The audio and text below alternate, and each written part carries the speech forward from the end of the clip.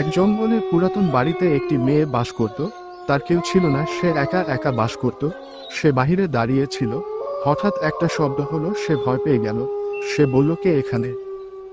হঠাৎ করে তার মায়ের আত্মা তার সামনে হাজির হলো। তার মা বলল, মা, তুমি এখানে থেকো না, এখান থেকে তুমি চলে যাও।